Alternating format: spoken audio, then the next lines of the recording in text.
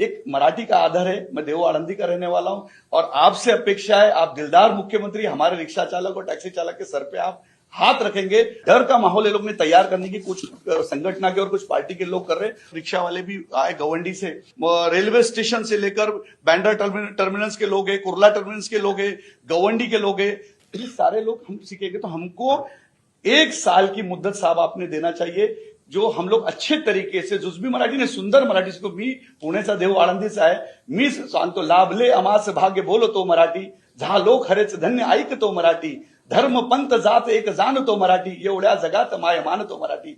वो ये बोलती है कि मैं रिक्शा में इसलिए बैठी कि हम देवेंद्र फडणवीस जी के राज में है, हम सुरक्षित है। आपकी रिक्शा में बैठने का कारण ये है कि उसके ऊपर देवेंद्र जी का फोटो लगा हुआ था। मुझे पता था कि ये रिक्शा चालक मुझे अपने घर तक सुरक्षित पहुंचाएगा। देवेंद्र जी चाहते रिक्शा वाले का बेटा, टैक्सी वाले का बेटा डॉक्टर बनना चाहिए, वकील बनना चाहिए, इंजीनियर बनना चाहिए। रिक्शा चालक का बेटा रिक्शा चालक नहीं बनना चाहिए। आपने जो अभी बात कही है वो मुझे अच्छी लगी कि तुम्ही सगळे शिकू इच्छिता। तुमची सगळ्यांची मत आहे की जुजबी का होईना मराठी शिकलं पाहिजे, हे तुम्ही मत मांडलं, याचा मला आनंद आहे। मी हे समजू शकतो की भाषा शिकणं, जुजबी शिकणं हे खूप कमी वेळात होऊ शकत नाही।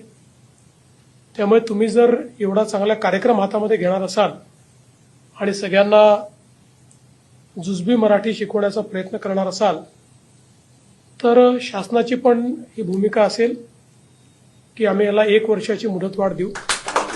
1 वर्ष